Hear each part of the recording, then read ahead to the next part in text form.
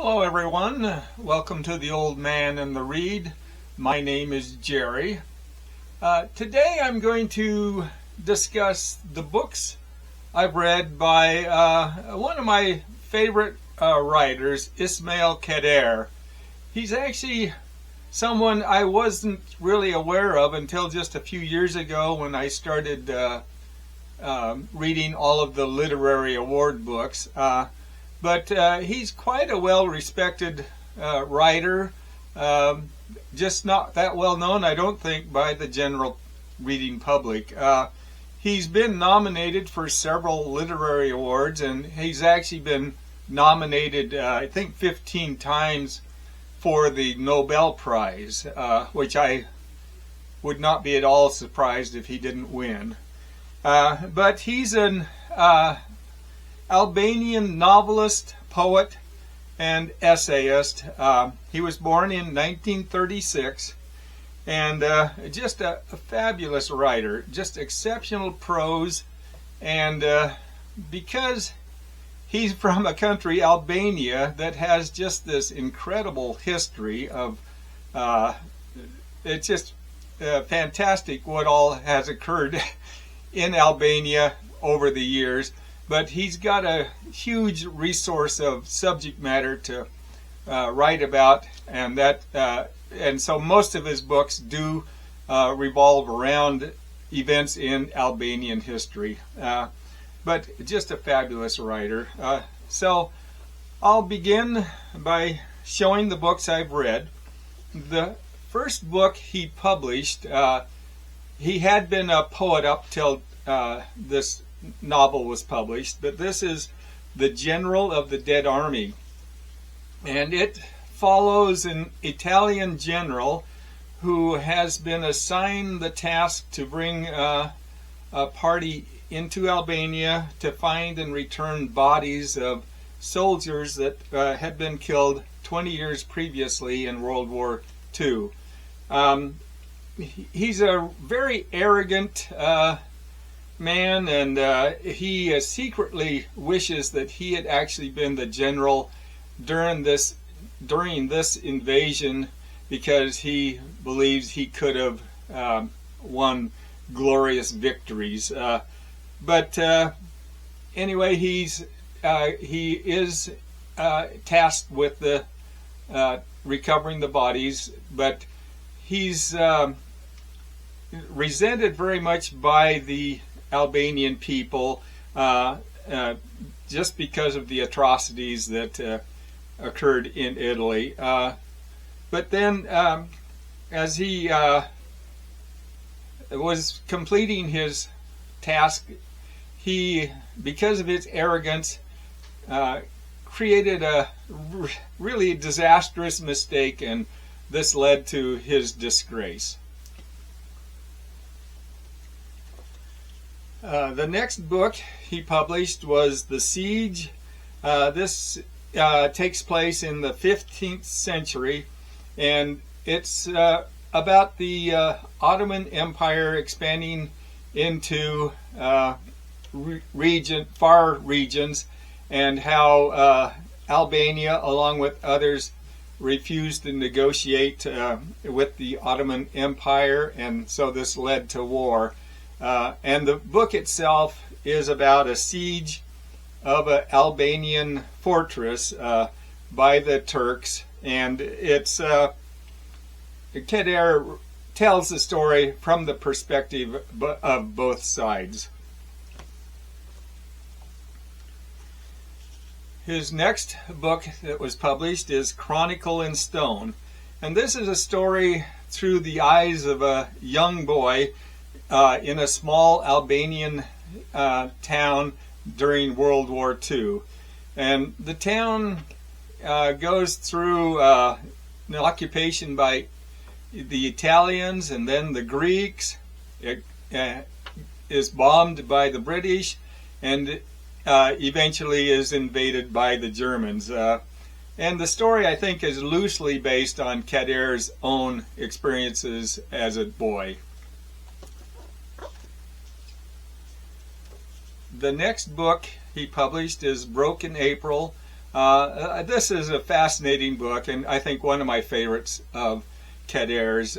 This is based on a unbelievable tradition that existed in Albania.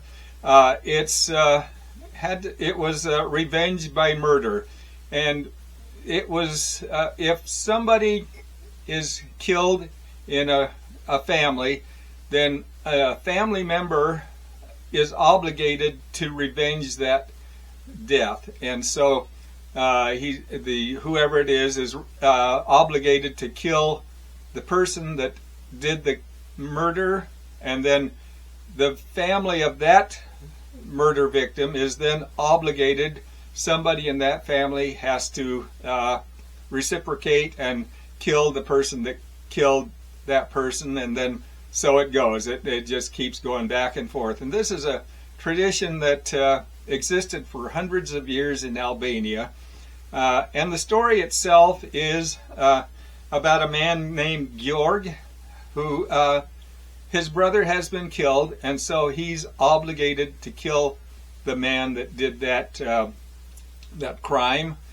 But he's reluctant to do it, but he accepts the obligation, knowing full well that then that will mark him for death.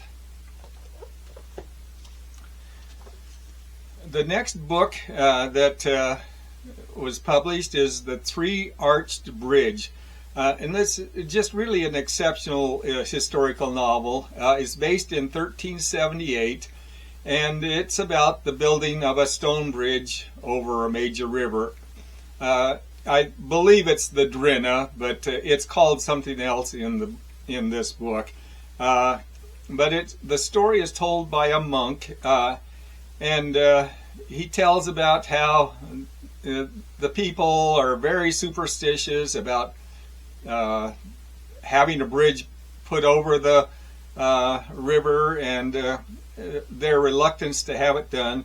But the story is mostly about the process itself of building the bridge, and it also has a little bit to do with the encroachment of the Ottoman Empire at that time. And I think this is the same bridge that Ivo Andrić wrote about in his book, The Bridge on the Drina.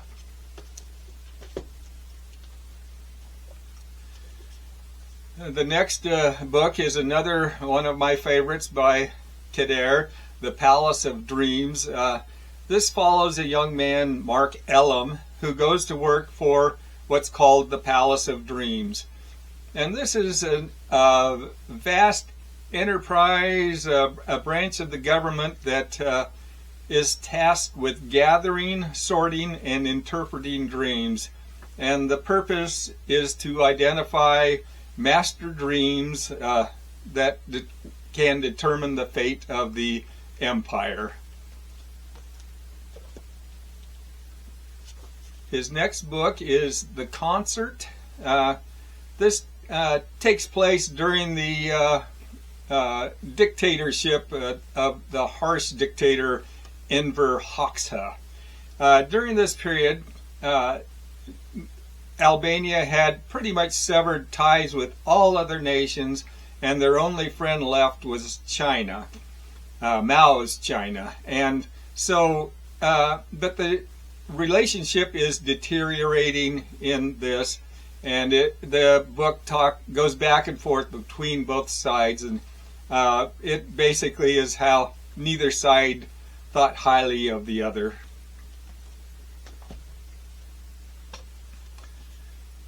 The next book is The File on H, and this is probably Kadare's funniest book. It's really hilarious, but it's a comedy of the absurd. It follows two Irish scholars who are looking for the last vestiges of Homeric epic poetry. It takes place in the early 1930s, and they have with them a tape recorder, but during this period the tape recorder is the size of a refrigerator or a small crate, but it's a huge thing. The city officials are suspicious about the two scholars and believe that they're spies. And then there's all kinds of rivalries between the ethnic groups in the area. And the monks think that that tape recorder that the two men have is an instrument of Satan. But really, quite a hilarious book and really a fun read. The next book is The Pyramid, and this is a book that actually doesn't take place in Albania. It's a fictional story about the building of the Great Pyramid by Pharaoh Chopes. Now, Chopes was very reluctant at first to build the pyramid, but is eventually convinced to do so. And then the process of planning and resourcing stones takes several years, and people begin to think that maybe this actually isn't going to happen at all, but then construction begins. And what's really impressive in the book is Kadare's ability to convey the enormity of building the pyramid, and how each stone in the pyramid has a story of its own. But really an exceptional book. This is also about Chopes after it's built, and his obsessive love-hate relationship with the pyramid. His next book is Elegy of Kosovo, and this is actually a novella and then two short stories. But the novella is titled The Ancient Battle, and this is about the defeat of a coalition of Albanians, Serbs, Croats, and Hungarians. Their army is defeated by the Ottoman Empire. And basically what it's telling is how that defeat bred deep hatreds amongst all of the different factions, and that led to infighting and the fighting that erupted in 1990s following the fall of communism. Next book is Spring Flowers, Spring Frost, and this is a little bit of a little strange and a bit confusing tale, but it includes several different side stories about a bank robbery, and then about a woman who marries a snake, but then to tell about the return of that very incredible tradition called canon of revenge by murder that was discussed earlier in the book Broken April, I guess it was. The next book is The Successor, and this is a fictionalized story about the death of Mehmet Shehu. He's never actually called that in the book. He's just known as the Successor, and he's is the person that has been chosen to follow the harsh dictator Enver Hoxha, known as the guide in the book, but to follow him after Hexa dies. But then the successor is found dead in his bed one morning from a shot to the head. Now, this was originally ruled as a suicide, but then suspicions started cropping up, and it became suspicious that it was a murder, and that followed the Kadare wrote several scenarios of different characters in the book, and how they could have done it, and It's basically a mixture of facts, speculation, and fantasy. And he did throw in a little bit of a surprise at the ending. The next book is Agamemnon's Daughter, and this is 2 novellas and then 1 short story. The first, Agamemnon's Daughter, is about a young man who he's opposes the Albanian government, but he's unexpectedly invited, or receives an invitation to sit in the grandstands of a parade that is going to honor the Albanian regime. He normally would not accept that because of his opposition, but he had been dating one of the elites from the government, dating the daughter of that man, and that man had stopped the relationship between his daughter and the young man, and so this young man wanted to go to the parade to see if he could see the daughter. And the title of the book, Agamemnon's Daughter, is referring to the Greek mythology about Agamemnon sacrificing his daughter. There's also a story, The Blinding Order, which is, it's kind of really a bizarre story. It's about an order that has been given to blind all those who have the evil eye. And then the short story is titled The Great Wall, and that's basically just a story about the Great Wall of China and its decay and then rebuilding.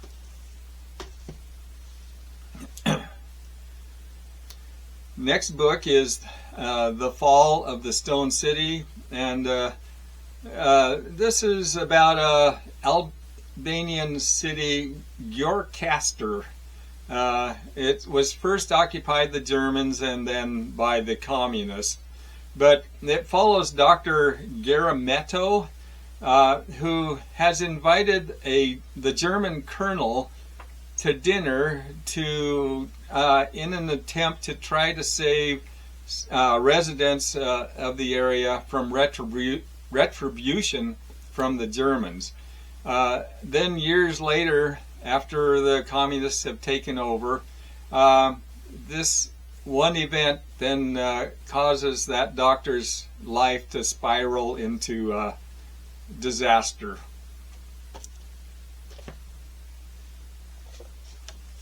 The next book is The Accident, and this follows, this is about a couple who are killed in a car accident in a taxi they're riding in. At first, this seemed to be just a routine accident, but then questions began cropping up, and this led to an investigation. And then this also led to some questions about the couple themselves. The next book is The Ghost Rider, and this is probably my favorite of Kadare's books. But this takes place in medieval times, and it's about a young woman who shows up at the doorstep of her mother. She had been married several years before and was now living in a distant land. But her brother came to get her, and she rode back on the back of his horse with him. When she got to her mother's, she told her mother how she had gotten there, and after explaining that to her mother and then what her mother replied caused both women to faint to near death. What her mother had told her is the son that she had ridden back had been killed along with his brothers years before in war, and so both women fainted and eventually died. And then the story follows Captain Stress, who has come in to investigate this case. The next book is Twilight of the Eastern Gods, and this is a somewhat fictionalized autobiography of Kadare, but it's about his time as a graduate student at the Gorky Institute of World Literature in Moscow. And he includes several episodes that took place and talks about the discrimination he felt from as being a foreigner in Moscow. The next book is A Girl in Exile, and again this is about the very harsh dictatorship. It's about a playwright who has been called in for interrogation because he had signed a book during a book signing for a young girl who was in a family that had been exiled from Albania to a small village and had been banned from visiting the capital, and that one incident led to his interrogation and getting in trouble, although he had no control over it. And the final book I have is The Traitor's Niche, another really exceptionally good book by Kadare. This takes place during the Ottoman Empire's rule of Albania, which was on the very outskirts of the empire. But it's about the program they had of beheading any leader in the area that showed signs of rebellion towards the Ottoman Empire. And it's about how the heads would be brought back to Constantinople to be displayed in a niche in the wall of the palace, or in a palace wall. But it follows a man called Tajay Hatta, and he is responsible for beheading and bringing the heads back for display. So that's the books I've read by Ismail Kadare. Just an incredibly good writer and some really fascinating stories. So I'd like to thank you for watching, and hopefully you'll watch another video. Thanks.